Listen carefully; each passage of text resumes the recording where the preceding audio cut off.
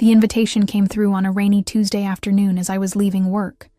My phone buzzed with a group message, and I nearly ignored it, assuming it was another chain text from friends planning weekend drinks at Murphy's Pub. But the name caught my eye. Clara, my younger sister, who rarely reached out directly these days. Special family dinner this Saturday at 7. Everyone's confirmed. Would mean a lot if you could make it too. I stared at the message, water dripping from my jacket onto the phone screen. Clara wasn't one for casual family gatherings. At 32, she was the golden child of Boston's emerging tech scene, always too busy with investor meetings or product launches to bother with family dinners. Something felt off about the wording. Formal, almost businesslike. Still, a part of me hoped this might be an olive branch after months of strained silence. "I'll be there," I typed back, then added, "Need me to bring anything?" No response came. The rest of the week passed in a blur of spreadsheets and client calls. I worked as a financial advisor at a mid-sized firm in downtown Boston, a steady job that paid well but lacked the glamour of Clara's startup world. Our parents never failed to remind me of this difference. Clara's been featured in Boston Business Monthly again, Mom would say during our occasional phone calls, her voice tinged with the special pride she reserved only for my sister. By Saturday evening, I found myself parked outside the Victorian-style house in Cambridge, the one I had purchased 2 years ago when the housing market dipped. It needed major renovations, which I'd overseen personally, spending weekends ripping out old carpets and updating electrical systems. When my parents mentioned they were struggling with rent increases, I'd offered it to them, rent-free. "Just until you get back on your feet," I'd said, though we all knew retirement had hit them harder than they'd prepared for. I sat in my car for a few extra minutes, watching the silhouettes move behind the curtained windows. Besides Clara and my parents, I could make out other figures, probably Aunt Diane and maybe our cousins, Michael and Rebecca. A full family gathering, then. My stomach tightened. These people were my blood, yet I felt like I was walking into a job interview I hadn't prepared for. Rain had started again, gentle but persistent, as I made my way up the stone path to the front door. I'd left my umbrella at home and used a stack of folders as makeshift cover. The door swung open before I could knock, and there stood my mother, her slim figure backlit by the warm glow of the entryway chandelier. Another renovation I'd paid for. "You're here," she said, less an observation than a confirmation. Her hug was quick, perfunctory, her gaze already shifting over my shoulder toward the street as if expecting someone more important to arrive. Inside, the house smelled of rosemary and garlic, my father's signature roast, the one dish he'd mastered after retirement. He stood in the kitchen doorway, nodding at me from a distance. "Traffic okay?" he asked, though Boston traffic was hardly a genuine concern on a Saturday evening in our neighborhood. "Fine," I replied, hanging my damp jacket on the wooden coat rack I'd restored myself. The rack was oak, salvaged from a demolished 1920s hotel downtown. No one had ever commented on it. Clara appeared from the living room, glass of white wine in hand, wearing a tight red dress that probably cost more than my monthly mortgage payment.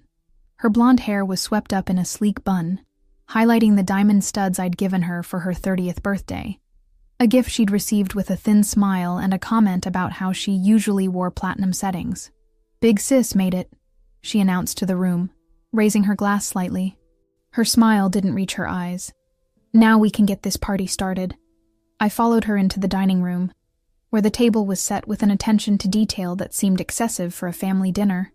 The good china was out, the set our grandmother had left to me, though my mother had somehow ended up with it. Crystal glasses caught the light from the chandelier, refracting it across cream-colored walls I'd painted myself over a long weekend last spring. Aunt Diane sat at one end of the table, scrolling through her phone. She glanced up briefly, offering a distracted, "Hey there," before returning to whatever was more interesting on her screen. My cousins were already seated, Michael picking at a loose thread on the tablecloth, while Rebecca texted under the table, her face illuminated by the blue glow of her screen. I took my seat at the far end, closest to the stone fireplace I'd had restored. It was usually my father's preferred spot, but tonight he'd chosen to sit midway down the table, closer to Clara. An odd choice, given how he typically complained about sitting too close to the kitchen door. "Wine?" Clara asked. already pouring a generous amount into my glass without waiting for an answer. It's a Chablis, from a little vineyard in Burgundy you probably haven't heard of. Thanks, I said, taking a small sip. It was good, but not as exceptional as her tone suggested. Dinner began with stilted conversation. My mother talked about her book club's latest selection, something about female empowerment that she was clearly only halfway through. My father mentioned problems with the garden's irrigation system, carefully avoiding acknowledging that I'd installed it for them last summer. Aunt Diane complained about property taxes in the neighborhood, seemingly forgetting that I was the only one at the table actually paying them. I tried to share news about a promotion I'd received at work, only to have Clara interrupt with an announcement about her company's recent acquisition of a smaller tech firm. "We're expanding into the European market next quarter," she said, her voice carrying over mine as if I hadn't been speaking at all. Throughout the meal, I noticed the strange, almost conspiratorial glances exchanged between family members. My father avoided eye contact entirely, focusing intently on cutting his meat into unnecessarily precise pieces. My mother's eyes darted between Clara and me, nervous energy radiating from her tapping fingers. Even my typically disinterested cousins seemed unusually attuned to the undercurrents in the room. "So?" I said during a lull between courses. "What's the occasion? Your message mentioned this was a special dinner." Clara's smile tightened almost imperceptibly. "Oh, we'll get to that," she said, waving a dismissive hand. "Let's enjoy the food first. Dad really outdid himself with the roast." The conversation moved on, skipping across surface topics like weather patterns and traffic construction, carefully avoiding anything of substance. No one asked about my life, my work, my friends. It was as if I existed in their peripheral vision, acknowledged but not quite seen. By the time dessert arrived, a store-bought cheesecake despite my mother's claims that she'd slaved over it all day, the tension in the room had become almost unbearable. I sat quietly, watching these familiar strangers perform their roles in whatever play they'd rehearsed without me.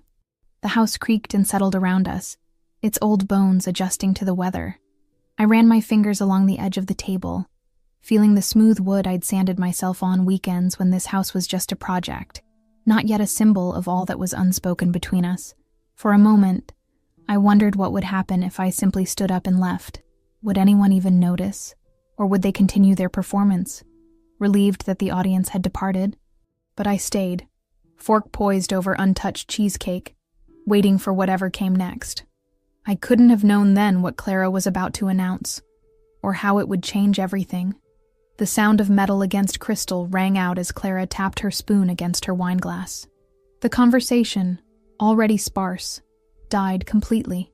She stood, smoothing her dress with manicured hands, commanding attention in that effortless way she'd perfected since childhood. "I'd like to thank everyone for coming tonight," she began, voice honey-smooth in the quiet room. "It means a lot that we could all gather like this." My father nodded approvingly, while my mother straightened the salt and pepper shakers with unnecessary precision. Aunt Diane finally put her phone face down on the table, giving Clara her full attention, something she hadn't bothered to do when I'd spoken earlier about my recent volunteer work with the Boston Financial Literacy Project. "As you all know," Clara continued, "family is everything to me." She paused here, allowing a moment for the irony to settle. Clara, who had missed our father's 65th birthday because of a crucial investor meeting in New York. Clara, who hadn't called our mother once during her 2-week hospital stay last winter. I took another sip of wine, watching her over the rim of my glass. The fireplace crackled behind me, sending shadows dancing across the walls. Outside, rain tapped gently against the windows I'd replaced last fall after discovering water damage in the original frames. "We've all talked," Clara said, her gaze sweeping around the table but conspicuously skipping over me, "and we've come to a unanimous decision." A chill ran through me that had nothing to do with the draft I'd been meaning to fix in the dining room. Everyone was nodding. My parents, Aunt Diane, cousins Michael and Rebecca, as if on cue. The synchronicity was unsettling, like watching a rehearsed dance number performed by reluctant participants. Clara turned to face me directly, her posture perfect, chin tilted at the precise angle that had made her college graduation photos look like something from a magazine cover. "We've decided that you are no longer part of this family."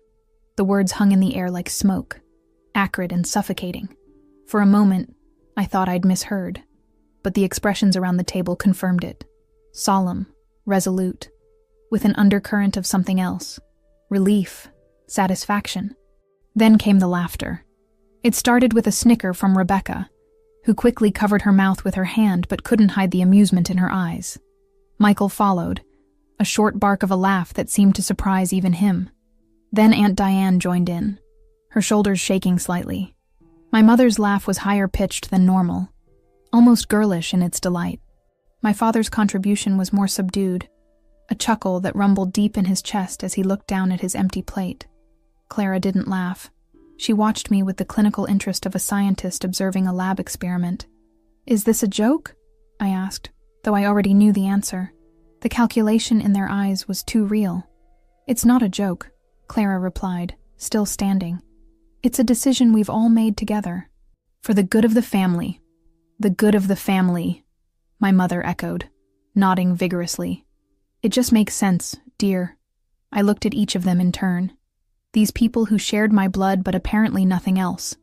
And what exactly did I do to deserve this expulsion? The questions seemed to catch them off guard. Glances were exchanged. A silent communication system I'd never been given the code to decrypt. "It's not about what you did," my father finally said, his voice gruff with false authority. "It's about what's best, moving forward. You've always been..." My mother trailed off, searching for a word. "Different," she finally settled on, as if this explained everything. "Different," I repeated. The word felt inadequate, a pale shadow of whatever their true grievances might be. "You don't fit," Clara stated plainly, all pretense of diplomacy gone. "You never have. The rest of us. We have a vision for this family. A direction. You're just in the way," I supplied when she paused. She shrugged one elegant shoulder. "If you want to put it that way." Rebecca leaned forward, emboldened by the apparent success of this ambush. "You're such a downer all the time," she contributed, her voice carrying the distinctive whine that had been grating on family members since she was a teenager. "Always talking about boring stuff like investments and retirement plans. And you never post anything on Instagram," Michael added, as if this were a mortal sin. "How are we supposed to tag you in family photos?" The absurdity of their complaints might have been funny if it weren't so hurtful. These were trivial things, surface-level grievances that couldn't possibly justify what was happening. There had to be something deeper, something they weren't saying. "Is this about the house?" I asked quietly. A moment of silence fell, heavier than before. My question had hit closer to home than they were comfortable with. "This has nothing to do with the house," Clara said too quickly. "This is about family cohesion." "Family cohesion," Aunt Diane repeated, the phrase sounding rehearsed on her lips. We need to move forward as a unit." I looked around at the dining room, at the chandelier I'd installed myself, the hardwood floors I'd refinished over countless weekends, the crown molding I'd painstakingly restored to its original Victorian glory. Every inch of this space bore my fingerprints, my labor, my care, and now they wanted me out of the picture while keeping all I'd built. "So what happens now?" I asked. "You just delete me from the family photos. Pretend I never existed." "Don't be so dramatic," Clara sighed, sitting back down and reaching for her wine. "We're simply formalizing what's already been true for years. You're not like us. You don't belong. We thought it would be kinder to make it official," my mother added, her tone suggesting she believed this was an act of mercy. "No more awkward holiday gatherings where you sit in the corner judging everyone." "I don't judge," I started, but Aunt Diane cut me off. "You do, though, with those looks you give, so superior, like you think you're better than us." Was that what they thought? That my quietness was judgment? That my focus on financial security was snobbery? The misunderstanding was so complete, so fundamental, that I couldn't begin to untangle it.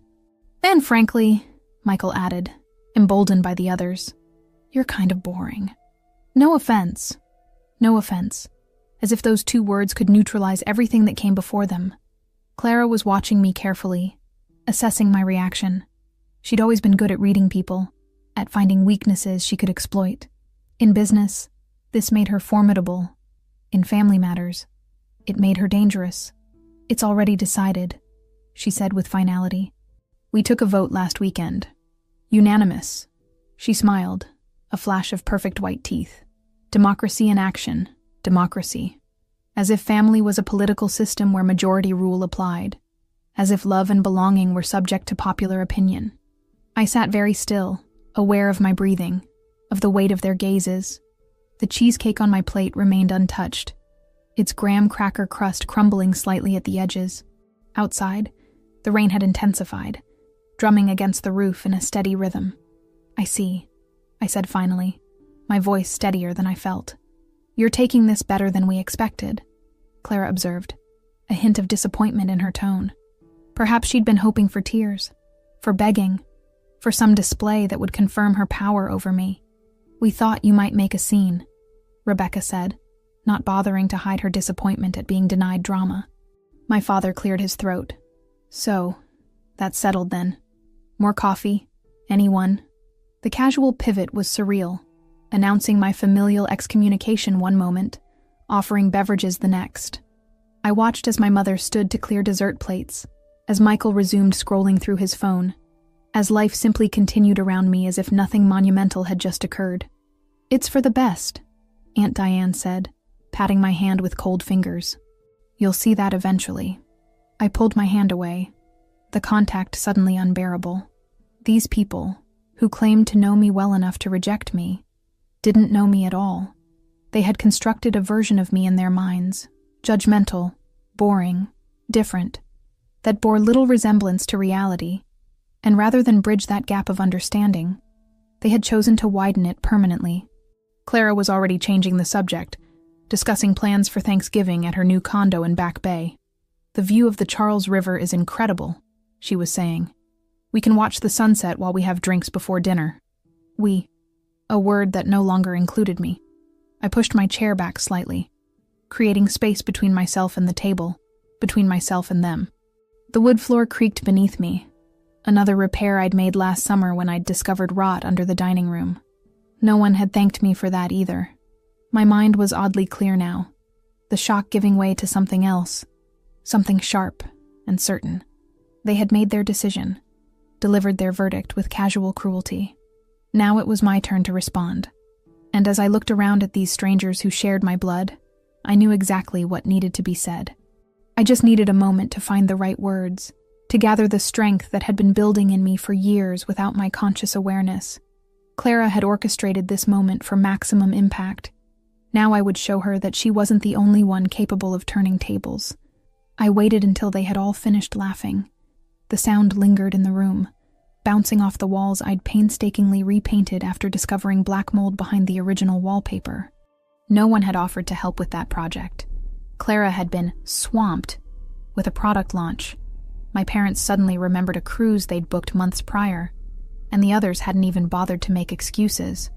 The chandelier light caught in the crystal glasses, diffracting into tiny rainbows across the oak table I'd refinished by hand. I ran my fingers along the wood grain, feeling each whorl and ridge beneath my fingertips. So much of myself poured into this house, this space that they now inhabited as if it had always been theirs. "Are you finished?" I asked, my voice softer than intended. Clara checked her watch, a subtle gesture that spoke volumes. Even my reaction to being cast out wasn't worthy of her full attention. "We don't want to make this more uncomfortable than it needs to be," my mother said, her Boston accent more pronounced with anxiety. "Perhaps you should go now, dear. We can have your things boxed up and sent to your apartment." My things, as if everything I owned could be packed into a few cardboard boxes, as if my contribution to this family could be so easily contained and removed. "My things," I repeated, testing the words. Interesting choice of phrase. Aunt Diane shifted in her seat, the first sign that someone might be sensing the shift in the atmosphere. "Let's not drag this out," she said, fingernails tapping an impatient rhythm on the tablecloth. "We've said what needed saying." "Have you?" I asked, looking at each of them in turn. "Because I think there's something rather important that hasn't been mentioned." My father coughed, a nervous habit from his days teaching history at Cambridge Community College. "No need to make this difficult." Difficult. The word tasted bitter. "You find this difficult?" Being told by the people who are supposed to love you unconditionally that you're not wanted anymore. Yes, Dad. I'd say that qualifies as difficult. You're being dramatic, Clara sighed, reaching for the wine bottle. This isn't a soap opera. No, I agreed, watching as she refilled her glass with the casual entitlement that had defined her since childhood. It's not. It's real life. My life. The one you've all just voted to remove yourselves from. Rebecca snorted. Pretty sure it's the other way around. Is it? I asked, rising slowly from my chair. The movement seemed to surprise them. Perhaps they'd expected me to remain seated, head bowed in acceptance of their verdict. Let me make sure I understand correctly. You've all decided, through some sort of family council that I wasn't invited to, that I'm no longer welcome, that I don't fit your vision for the future, that I'm too boring, too judgmental, too different. My mother nodded earnestly. You've always marched to your own drummer, dear. My own drummer, I echoed. That's one way to put it. I walked slowly around the table, trailing my fingers along the backs of their chairs. No one moved. They watched me with expressions ranging from mild annoyance, Clara, to growing unease, my father. Another way to put it, I continued, might be that I've always been the responsible one, the planner, the one who thinks ahead and considers consequences. That's what we mean, Michael said, as if I'd just proven their point. Always so serious about everything. I stopped behind my father's chair, placing my hands lightly on his shoulders. He stiffened at the contact. Serious enough to build a career in finance that allows me to help others secure their futures, I said. Serious enough to recognize a good investment when I see one. Clara's eyes narrowed slightly. She'd always been the quickest to catch on. Like this house, I continued, gesturing to the space around us. A Victorian in Cambridge, needing significant restoration, but in a prime location. The market was down. The previous owners were desperate to sell after a divorce. A perfect opportunity. What are you getting at? Aunt Diane asked, impatience edging her voice. I smiled. Not the placating smile they were used to seeing from me, but something sharper. I'm getting at ownership, Diane. Literal ownership. The room went still. Outside, a car passed by, its headlights briefly illuminating the dining room through the sheer curtains. Curtains I'd hung myself after spending hours finding just the right fabric to match the period of the house. What do you mean? My father asked, though his tone suggested he already knew. I mean, I said carefully, each word clear and distinct, that if I'm no longer part of this family, I'll need to ask all of you to leave. Immediately. No one spoke. Rebecca's mouth opened slightly, then closed. Because this house, the one you've been living in rent-free for over a year now, I bought it. It's in my name. Only my name. Clara set her wine glass down with more force than necessary, red liquid sloshing dangerously close to the rim. That's not true. It is, actually, I replied. You can check the Suffolk County Registry of Deeds if you don't believe me. I'd be happy to show you the paperwork. It's in my home office, you know, the room you've been using to store your off-season clothes. Mom. My mother's face had gone pale. But we thought, when you offered, you thought it was a gift, I supplied. No. I offered you a place to stay when Dad's pension wasn't covering the bills and your apartment building went condo. I never said I was giving you a house. But you let us move in all our furniture, my father protested weakly. I did. I was happy to. Because you're my family, and I wanted to help. That's what family does, or what it's supposed to do. Help each other without keeping score. I walked back to my end of the table, feeling steadier with each step. The initial shock of their announcement had faded, replaced by a clarity I hadn't experienced in years. So here's the situation, I said, looking around at their stunned faces. You've decided I'm not family anymore. That's your choice to make. But this house is my property, my investment, my legal responsibility, and I need non-family members to vacate the premises. The silence that followed was absolute. Even the house seemed to be holding its breath, the usual creaks and settling noises temporarily suspended. You can't be serious, Clara finally said, though her usual confidence had evaporated. I'm always serious, remember? That's part of why you're all voting me off the island, I gestured toward the front door. So, if you wouldn't mind gathering your things. Now, tonight, my mother's voice had risen an octave. But where would we go? Not my problem anymore, I replied, surprising myself with how easily the words came. I've just been informed rather definitively that your problems are no longer my concern. Aunt Diane stood abruptly, her chair scraping against the hardwood. This is ridiculous. You can't just throw your own parents out on the street. My parents? I raised an eyebrow. I thought we'd established that I don't have parents anymore. Or an aunt. Or cousins. Isn't that what we're no longer part of this family means? Michael looked to Clara, waiting for her to fix this as she always fixed everything.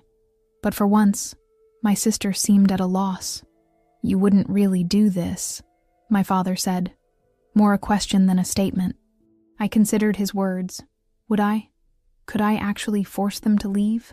The practical part of me, the part they'd just mocked as boring and judgmental, knew it wouldn't be that simple. There would be legal considerations, a formal eviction process if they refused to go. Massachusetts tenant law would apply even without a formal lease. But they didn't need to know that. Not tonight. You have two options, I said, keeping my voice level. Option 1. We pretend this little family vote never happened. You all recognize that perhaps you've been taking me for granted, and we work on building a healthier relationship moving forward. I paused, watching as hope flickered across my mother's face. Option 2. You stand by your decision. I am no longer family. In which case, you are now tenants who haven't paid rent in over a year, living in a property owned by someone who has no obligation to house you. The grandfather clock in the hallway, another piece I'd restored, ticked loudly in the silence. 10 seconds passed. 20. This is blackmail, Clara finally said, her lawyer's instincts kicking in. No, I corrected. This is consequence. Something you've managed to avoid most of your life. My father pushed his chair back, standing with the stiffness of a man feeling his age. I think we should all calm down and discuss this rationally in the morning. There's nothing to discuss, I said. Either I'm family or I'm your landlord. You can't have it both ways. The power dynamic in the room had flipped completely. Where minutes before they had been confident in their unified front, now they were fragmented, uncertain. Clara was texting furiously under the table, probably consulting with one of her lawyer friends. My mother was on the verge of tears. Rebecca and Michael were having a whispered argument in the corner. Only Aunt Diane seemed to have recovered her composure. She approached me slowly, arms crossed over her chest. You've been planning this, haven't you? She accused. Ine waiting for an opportunity to show us all up. I laughed, the sound genuine in its disbelief. Planning? You think I anticipated my own family holding a secret vote to disown me? Give me a break, Diane. I'm not the schemer here. I gestured toward Clara, who was now pacing near the kitchen door, phone pressed to her ear. That would be your niece's department. I just happened to have documentation on my side. The realization of what had happened, what they had done, and what it meant, seemed to be sinking in for everyone at different rates. My father looked shell-shocked. My mother was dabbing at her eyes with a napkin, and my cousins were gathering their coats with the clear intention of making a quick escape. Clara returned to the table, her face set in determined lines. I've spoken with Sam, she said, referring to her friend who specialized in real estate law. He says, I don't care what Sam says, I interrupted. This isn't a negotiation. It's a choice. Your choice. Family or tenants. Decide now. A strange sense of calm had settled over me. For years, I'd twisted myself into knots trying to earn their approval, their love. I'd given up weekends to help with renovations, spent thousands on repairs and improvements, offered them shelter when they needed it, all without complaint, without expecting gratitude. But beneath it all had been the hope that someday they would see me, really see me, and understand that my quieter ways were not a judgment, but simply different. That hope was gone now, burned away by their laughter, by the casual cruelty of their rejection. In its place was something sturdier, self-respect, perhaps, or simply the truth, unvarnished and liberating. I looked around at the faces of those who had claimed to love me and saw them clearly for the first time. They weren't monsters. They weren't evil. They were just people, flawed, selfish, and ultimately limited in their capacity to accept difference. And that was no longer my problem to solve. "I'm going to get some air," I said, turning toward the front door. "When I come back in 15 minutes, I expect an answer, or I expect you to be gone." I walked out into the cool evening, the door closing softly behind me, leaving them to face the consequences of a decision they'd made without understanding what was truly at stake. The front steps were damp from the evening rain, but I didn't mind. The cool air felt cleansing after the suffocating atmosphere inside. I sat on the top step, watching droplets collect on the maple leaves in the yard. The tree had been nearly dead when I bought the house, another project I'd taken on, hiring an arborist to save it when everyone else suggested cutting it down. Streetlights reflected in puddles along the sidewalk, creating islands of golden light. A few students passed by, probably heading to one of the pubs near Harvard Square, their laughter carrying in the quiet night. Cambridge was beautiful this time of year, the academic energy of the fall semester mingling with the last warmth of summer. From inside, I could hear muffled voices rising and falling, my family arguing about what to do next. Part of me wanted to press my ear to the door and listen, to know exactly what they were saying about me. But a stronger part, a part I was just beginning to recognize, knew it didn't matter anymore. My phone buzzed in my pocket. A text from Clara. "This is ridiculous. You can't be serious." I didn't respond. 15 minutes, I'd said. I'd give them exactly that. Another text followed. "Mom is crying. Are you happy now?" I slipped the phone back into my pocket without replying. The manipulation was so transparent now that I'd stepped out of its shadow. Clara had always known which buttons to push. The responsible older sibling who couldn't bear to see anyone upset, especially if I was the cause. For years, I'd responded as expected, backing down, apologizing, accommodating. Not tonight. When the 15 minutes were up, I stood and brushed off my slacks. The dampness had seeped through, leaving dark patches on the fabric, but I didn't care. I took a deep breath and opened the front door. The scene inside was exactly what I'd expected. Clara stood in the center of the living room, arms crossed, face set in the expression she used for difficult negotiations. My parents sat on the couch, my mother dabbing at her eyes with a tissue, my father staring blankly at the wall as if searching for answers in the paint I'd carefully applied last spring. Benjamin Moore's pale oak, chosen to brighten the space without fighting the original woodwork. Aunt Diane had positioned herself by the fireplace, one hand on the mantel in a pose that might have looked dignified if not for the nervous tapping of her fingers. Michael and Rebecca were nowhere to be seen. They'd apparently decided this family drama wasn't worth sticking around for. "Well?" I asked, stepping inside and closing the door behind me. "You've made your point," Clara said, her lawyer voice in full effect. "No need to take this any further." "Have I? And what point would that be?" "That we've taken you for granted," my father said quickly, the words rehearsed. "We see that now." My mother nodded vigorously. "We've been thoughtless, dear. You've done so much for us." Their sudden shift from rejection to appreciation might have swayed me once, but the bridge between us had already burned. They had struck the match with their laughter, their dismissal, their unanimous vote. "So what's your decision?" I asked, removing my damp jacket and hanging it carefully on the oak coat rack. "Am I family, or am I your landlord?" Clara stepped forward. "And this whole thing was a misunderstanding." "A misunderstanding," I repeated. "You explicitly told me I was no longer part of this family. Everyone agreed. You all laughed. Which part did I misunderstand?" "We didn't mean it literally," Aunt Diane offered, abandoning her pose by the fireplace. "It was more of a metaphorical exclusion." "A metaphorical exclusion," I echoed, unable to keep the disbelief from my voice. What does that even mean, Diane?" "It means we were frustrated," Clara cut in. "You've been distant, critical, always doing things your own way without considering the rest of us." "Like buying this house?" I asked. "Offering it to our parents when they couldn't afford their apartment. Spending weekends fixing it up. That kind of inconsiderate behavior." My mother stood, crossing the room with hands outstretched. "We're sorry," she said, reaching for me. I stepped back, and her hands fell to her sides. "We didn't think it through. Can't we just forget it happened and go back to normal?" Normal. The word hung in the air between us, hollow and insufficient. What was normal for this family? Silent resentment? Casual cruelty disguised as honesty? My own constant effort to earn a place at a table that would never truly have room for me? No, I said softly. We can't go back to normal. That's not an option anymore. Clara's phone buzzed. She glanced at it, then back at me. Sam says you can't legally evict us without proper notice, 30 days minimum, according to Massachusetts law. Of course she'd gone straight to legal threats. It was so predictably Clara. I'm aware of tenant rights, I replied. I never said I was evicting you tonight.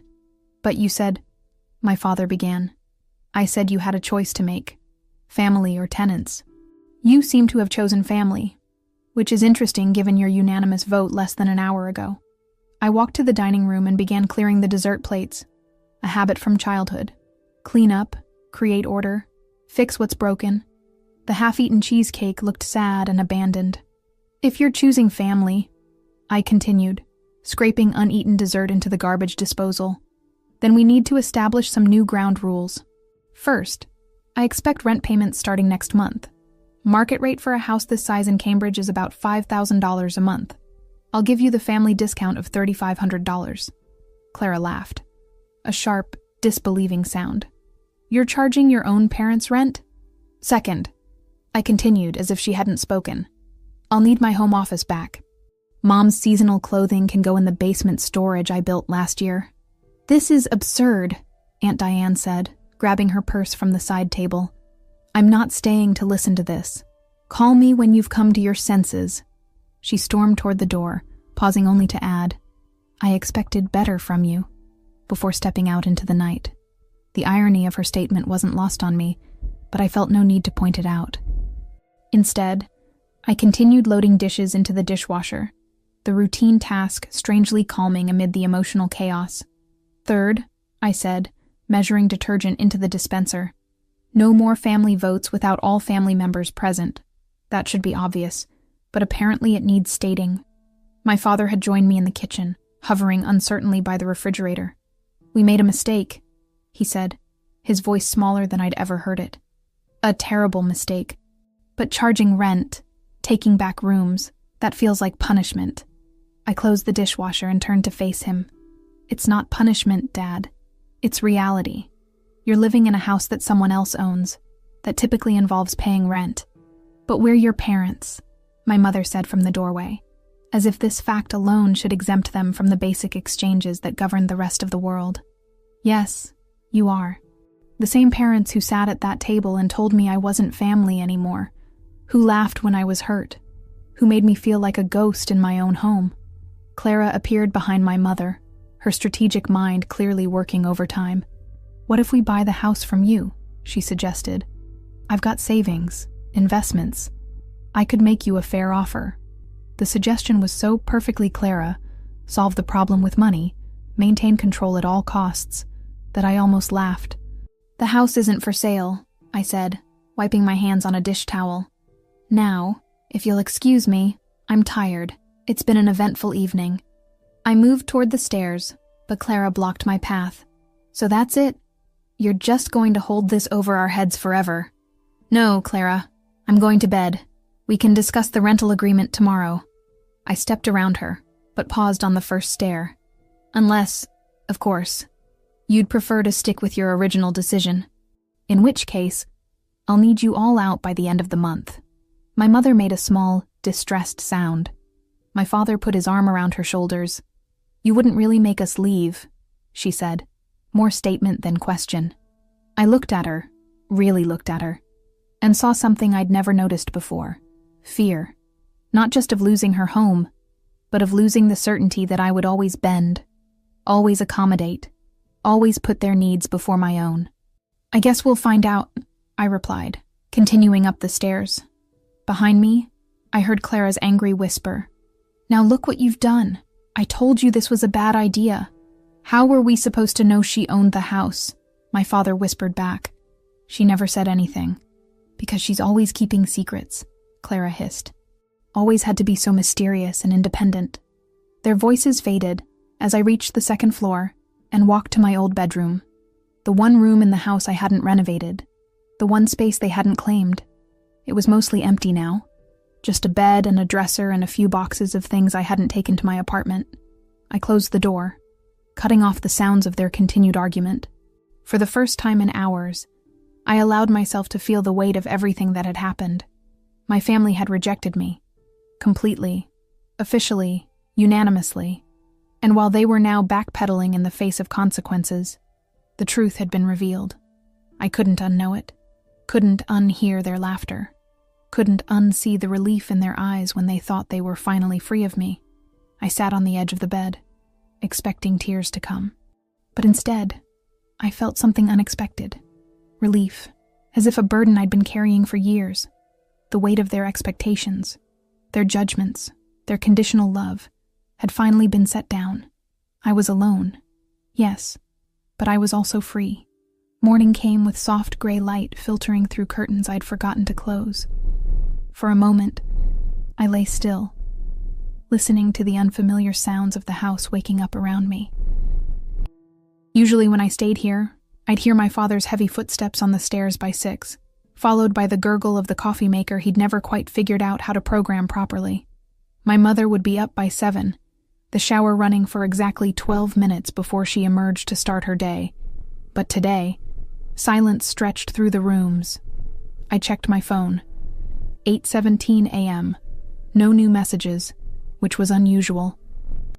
Clara typically sent her first text of the day around 6:30, usually something passive-aggressive disguised as family communication.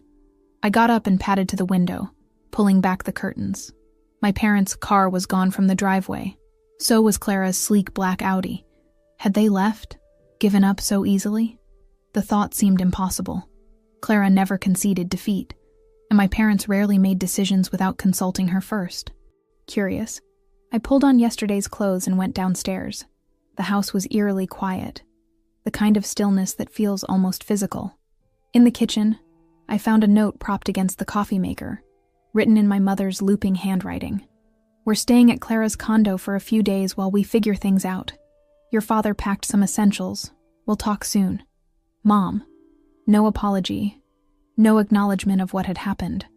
Just a practical update, as if we'd had a minor disagreement about dinner plans rather than a fundamental rupture in our relationship.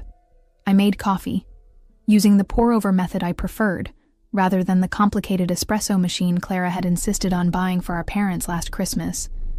The ritual was soothing, heating water to just below boiling, measuring freshly ground beans, watching the water filter through in a steady stream. Simple, predictable, unlike family. Cup in hand, I walked through the house, seeing it with new eyes. Without their presence, without their things cluttering every surface, I could see the bones of what I'd created, the detailed crown molding I'd restored inch by painful inch, the built-in bookshelves I'd designed to match the original Victorian style, the wide plank pine floors I'd refinished myself, spending a week on my hands and knees sanding away decades of neglect. This house had been a labor of love, not for them, I realized now, but for the potential I saw in it, the beauty waiting to be uncovered, the strength hidden beneath layers of neglect and misuse. Maybe it had always been a metaphor for something else, something I wasn't ready to acknowledge until now. In the living room, family photos lined the mantel, carefully curated images of harmony that bore little resemblance to reality. There was Clara in her graduation gown, my parents beaming on either side of her. There was our last Christmas together, everyone smiling stiffly in matching sweaters. And there, pushed slightly to the back, was a photo of me at the Boston Marathon finish line 2 years ago, exhausted but triumphant. I didn't remember anyone taking that picture. I certainly didn't remember anyone being there to cheer me on. I picked up each frame, studying the frozen moments before setting them face down, one by one, not destroying them. I wasn't ready for that kind of symbolic gesture, just removing them from my immediate sight. The empty mantel looked stark, but somehow honest. My stomach growled, reminding me I'd barely touched my food last night.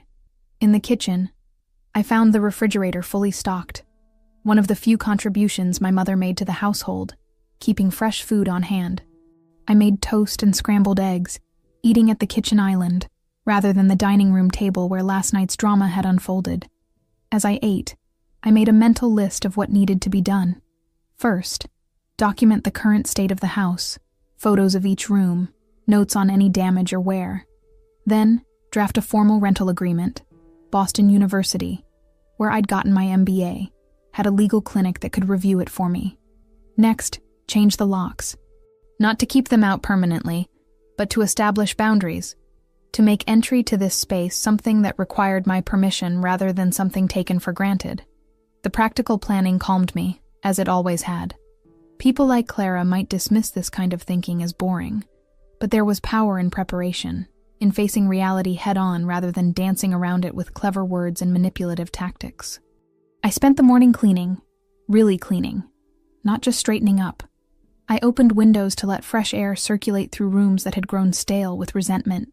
I scrubbed the kitchen counters, wiping away coffee rings my father never bothered to clean and sticky spots from my mother's jam-making phase that lasted exactly 2 weekends before she lost interest.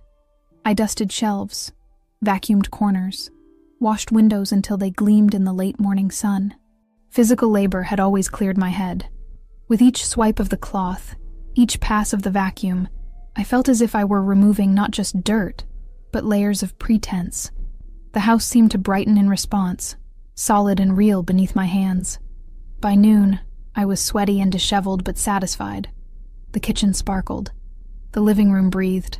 The dining room site of last night's ambush no longer felt haunted by their words. I showered, letting hot water wash away the last traces of tension from my shoulders, and changed into clean clothes I kept in the guest room closet. My phone buzzed. A text from Clara. "We need to talk. Dinner tonight, 7 p.m. at Bergamot." Bergamot was one of Cambridge's upscale restaurants, the kind of place Clara chose when she wanted to intimidate people with her success.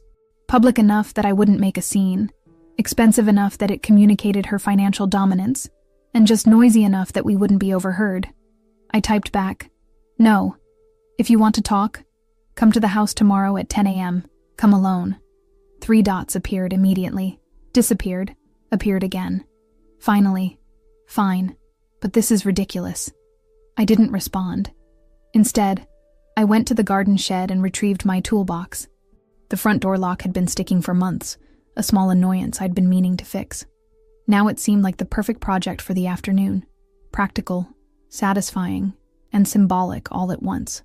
The hardware store on Mass Ave was just a 15-minute walk. The late September air felt crisp against my face as I made my way through the neighborhood, nodding at neighbors I recognized but rarely spoke to. Cambridge had a particular energy in the fall. Students returning, leaves beginning to turn, coffee shops filling with people hunched over laptops. I'd always loved this season, the sense of new beginnings wrapped in the gentle melancholy of things ending.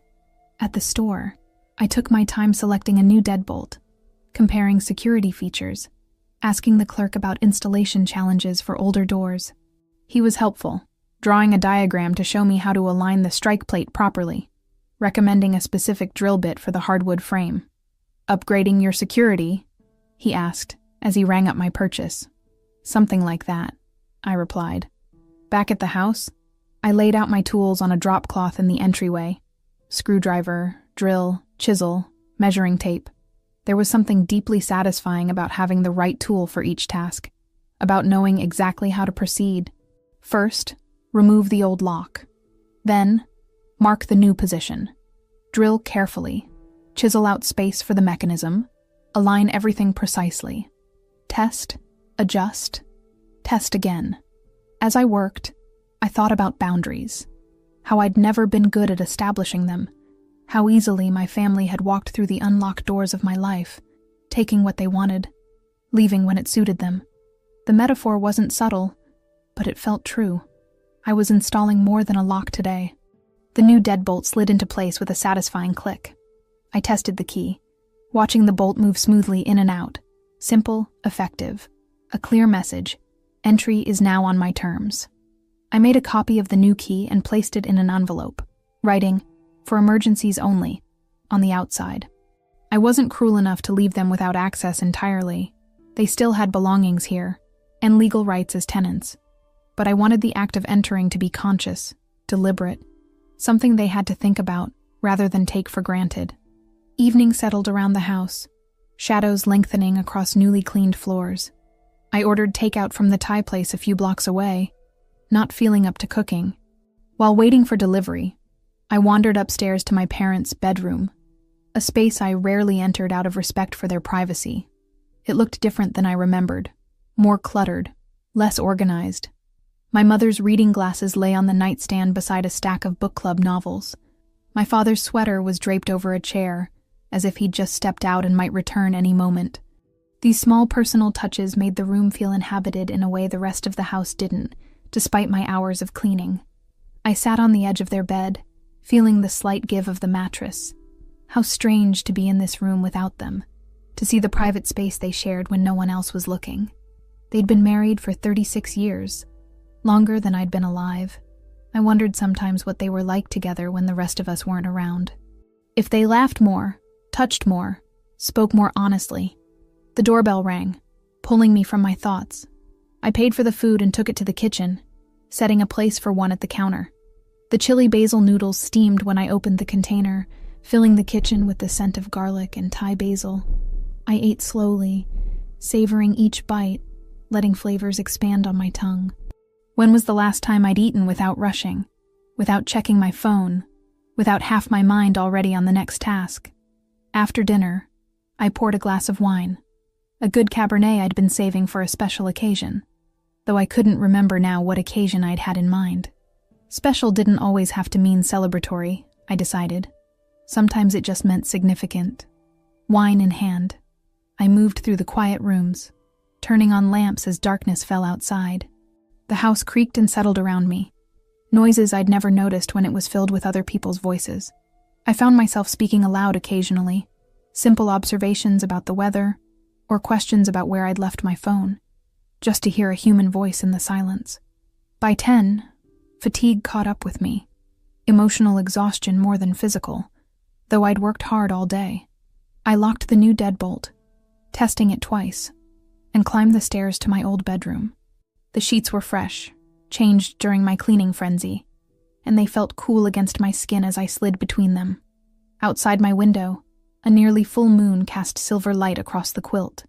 I watched shadows move across the ceiling, tree branches swaying in a gentle breeze. The house made its nighttime noises, the radiator clanking as it cooled, the refrigerator humming downstairs, the old elm tree's branches occasionally brushing against the roof. I'd expected to feel lonely, maybe even scared, spending the night alone in this big old house. But instead, I felt something unexpected. Peace, as if the space were exhaling after holding its breath for too long, as if it had been waiting for this quiet moment when the performance of family finally ended and truth could expand into all the empty corners. I fell asleep quickly, dreamlessly, my body sinking into the mattress as if returning to a place it had always known. For the first time in years, I slept without waking until morning light filtered through the curtains, calling me to a new day in a house that finally felt like mine. Clara arrived at 9:57 the next morning, 3 minutes early as always. I watched from the living room window as she checked her reflection in her car mirror before approaching the house. Her hair was pulled back in a severe bun, and she wore what I recognized as her negotiation outfit: charcoal pencil skirt, crisp white blouse, subtle but expensive jewelry, battle armor for someone whose weapon of choice was words. She reached for her key before stopping, hand suspended in midair as she remembered, then pressed the doorbell instead. The sound echoed through the empty house. I took my time answering, not out of pettiness, but because I wanted to feel ready, centered. I'd dressed carefully that morning, not in anything special, just jeans and a soft blue sweater I'd bought on a solo trip to Maine last fall. Comfort clothes rather than power clothes.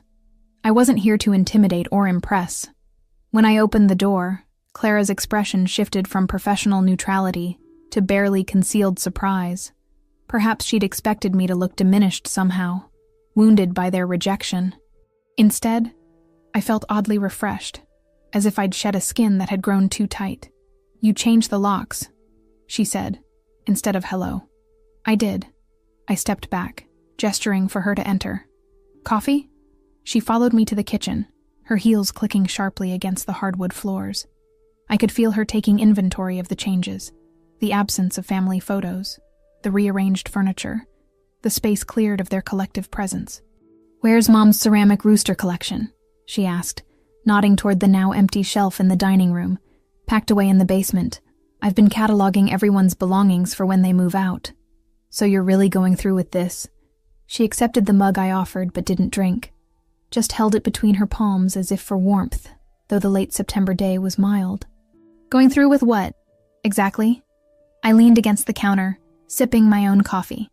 "Enforcing boundaries? Expecting basic respect? Yes, I am." She sighed, the sound practiced in its weariness. "Look, things got out of hand the other night. It was stupid and cruel, and I'm sorry for my part in it." An apology from Clara was rare enough that I nearly choked on my coffee. But I'd learned to look beyond words to intention, and her eyes remained calculating rather than contrite. "Thank you for acknowledging that," I said simply. She waited, clearly expecting me to reciprocate with my own apology. For what, I couldn't imagine.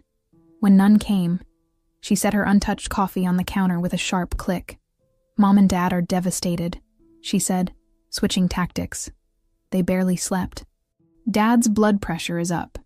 The guilt trip, one of Clara's favorite maneuvers. In the past, it would have worked. I'd have immediately softened, worried, taken responsibility for their well-being over my own. Not today. "I'm sorry to hear that," I said. "Stress affects health. That's why I've been working on reducing mine." She blinked, thrown by my redirection. "By throwing your parents out of their home. By asking tenants to pay rent for a property they're occupying," I corrected. "And to be clear, I haven't thrown anyone out. They chose to leave. Because you threatened to evict them." Her composure slipped for a moment, real emotion breaking through the practiced facade. "I gave them a choice," I replied evenly. "Continue living here rent-free as family who treats me with basic respect, or pay market-rate rent as tenants. They're the ones who decided I wasn't family anymore, remember?" She paced the kitchen, agitation visible in every movement. This wasn't going according to whatever script she'd prepared. It was a joke that went too far, she insisted. People say things they don't mean when they're frustrated. It wasn't just words, Clara. It was laughter. It was relief on everyone's faces. It was the culmination of years of subtle exclusion and dismissal. She stopped pacing, turning to face me directly. "So this is revenge. Make us pay because we hurt your feelings." "No," I said quietly. "This is clarity. For the first time in my life, I'm seeing our family dynamic without the filter of hope or obligation. And I'm choosing not to participate in it anymore." Something shifted in her expression then. A flash of uncertainty, quickly masked. Clara wasn't used to not getting her way, especially with me. I'd always been the peacemaker, the one who compromised to keep the family functioning. "What exactly do you want?" she asked finally. "An apology? Fine, we're sorry. Recognition for buying the house? Thank you for your generosity. What's the price for putting this behind us?" I shook my head, struck by how fundamentally she misunderstood. "This isn't a negotiation, Clara. I'm not withholding forgiveness until I get something in return. I'm simply acknowledging reality." "What reality?" "That we're not a functional family. Maybe we never were." I refilled my coffee cup, the routine motion giving me a moment to organize my thoughts. "We've been playing roles for so long that we stopped seeing each other as actual people. You're the successful one. I'm the responsible one. Mom's the anxious one. Dad's the distant one. We stopped trying to know each other beyond those labels years ago." Clara leaned against the opposite counter, arms crossed defensively. "That's a bit dramatic, don't you think? All families have their issues." "Maybe, but healthy families talk about them. They work through conflicts. They don't hold secret votes to exclude members." She had the grace to look slightly ashamed at that, though it passed quickly. "So what happens now? Mom and Dad just live with me forever. My condo barely has room for one person, let alone 3. They have options," I said. "They can pay rent here, find another place, or move back to Newton where most of their friends still live. Dad's pension and Social Security are enough for a modest apartment." "They're in their 60s, Clara protested. Moving is hard at that age. It is, I agreed. But they're not helpless, despite how they sometimes act. And you're certainly in a position to help them financially if you choose to. She laughed without humor. So that's your plan? Push the responsibility onto me? No. My plan is to stop enabling patterns that aren't healthy for any of us, including them. Clara was quiet for a moment, studying me as if seeing someone new. Perhaps she was. You've changed, she said finally. I've woken up, I corrected. There's a difference. Outside, a neighbor's dog barked, the sound drifting through the open kitchen window along with the scent of someone's weekend baking, cinnamon and apples, the essence of fall in New England. And I've drafted a rental agreement, I said, picking up a folder from the counter and offering it to her. Standard terms, slightly below market rate out of consideration for our history. They're welcome to have a lawyer review it. She took the folder, but didn't open it. This feels so formal. Formal is clear, I said. Clear is kind, in the long run. She tucked the folder into her bag, her movements precise, controlled. I'll talk to them. But don't expect them to be happy about this. I don't expect happiness from any of us right now, I replied honestly. Just clarity. After Clara left, the house felt even quieter than before, as if her brief presence had reminded the rooms what conversation sounded like. I opened windows, letting fresh air flow through, and put on music. Nina Simone, whose voice had always made me feel less alone. The next few weeks passed in a blur of practical arrangements. My parents, guided by Clara's pragmatism if not her grace, agreed to the rental terms. They moved back in with subdued politeness, careful around me in a way they'd never been before. No more casual criticism, no more thoughtless comments. Instead, they walked on eggshells, overly formal, treating me more like a landlord than a daughter. It wasn't ideal, but it was honest in its own way. I returned to my apartment in Somerville most nights, coming to the house only for maintenance or to collect rent checks. The distance felt necessary, a buffer while we all adjusted to our new reality. Clara tried twice more to fix things, arranging dinners with mutual friends present as buffers, sending elaborate gift baskets to my office. I declined the dinners and donated the baskets to the women's shelter where I volunteered monthly. Eventually, she settled into a cold formality, treating me like a distant acquaintance at the few family gatherings I still attended. Thanksgiving came and went. I spent it with friends in Vermont instead of family. Christmas loomed on the horizon, bringing its own complex emotions. I sent gifts to my parents, practical things, a new coffee maker, flannel sheets for the winter, but declined their invitation to dinner. Instead, I volunteered at a community meal downtown, serving turkey and stuffing to strangers who thanked me with more warmth than my family had shown in years. Winter settled over Cambridge, snow blanketing the garden I'd planted in October, tulip bulbs and daffodils, promises of spring buried under frozen ground.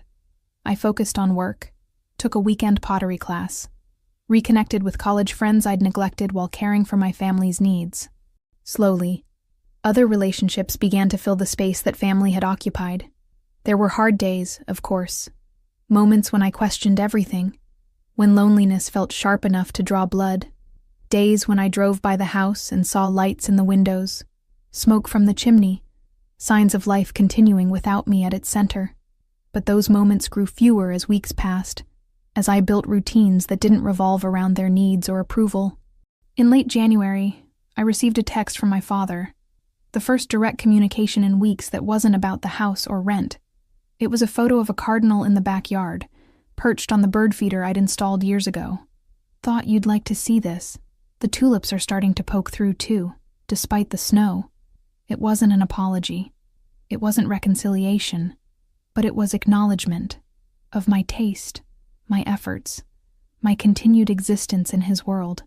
I texted back a simple, beautiful, thanks for sharing, and felt something small unlock in my chest. February brought a promotion at work, an office with a view of the Charles River, new responsibilities that challenged and excited me. I mentioned it casually in an email to my mother about a plumbing repair. A week later, a small plant appeared at my apartment door with a card. Congratulations. Love, Mom. No fanfare, no attempt to take credit or connect my success to her parenting. just acknowledgement. By March, when the first green shoots pushed through the soil in the garden, I'd established a new kind of relationship with my family. Not the easy closeness I'd once craved, but something more honest, professional, distant, occasionally punctuated by small gestures that hinted at something deeper neither side knew quite how to express. Clara remained the most resistant to change. At a family birthday in April, Aunt Diane's 70th, too significant to miss, she cornered me by the coat closet, wine glass in hand. "Are you ever going to forgive us?" she asked, her voice low enough that others couldn't hear. I considered the question carefully. "I already have," I replied honestly. "Forgiveness doesn't mean going back to how things were. It means I'm not letting what happened control my life anymore." She frowned, unsatisfied with my answer. "So this is just it. We're practically strangers now." "We're family," I said simply. "But we're also individuals who get to choose what that means for our relationships." "That's not how family works," she insisted. "Maybe it should be." I left the party early, driving home with windows down despite the spring chill, letting wind clear my thoughts. As I passed the house, my house, I noticed the maple tree in full bloom, its leaves a vibrant green against the evening sky. I'd saved that tree when everyone said it was too far gone, investing time and money and hope when others saw only decay. Now it stood tall, renewed, different from what it had been but beautiful in its own right. Some damages couldn't be undone. Some relationships couldn't be fully restored. But life continued anyway, finding new forms, new paths, new ways of being. The family I'd known was gone, transformed by one night of brutal honesty into something I couldn't yet fully name. But I was still here, still growing, still capable of creating connections that nourished rather than depleted. I didn't miss who we had been, but sometimes, in quiet moments, I wondered who we might become, not out of obligation or habit, but out of choice. Not family by default, but by deliberate decision, eyes open to both flaws and possibilities. For now, though, I was learning to embrace the space between us, to find strength in standing alone, to build a life that didn't require their approval to feel complete. It wasn't the ending I would have chosen for our story, but it was a beginning I could live with, one where truth mattered more than comfort, where boundaries were not betrayals, but acts of self-respect. And on the days when that wasn't enough, when old longings resurfaced like phantom pains, I reminded myself of what I'd learned that night around the dining room table. Family isn't always who shares your blood. Sometimes, it's who sees your worth without needing you to prove it. Sometimes, it's who makes space for all of you, not just the parts that fit their narrative. Sometimes, most importantly, it's yourself, the person who stays when others choose to leave.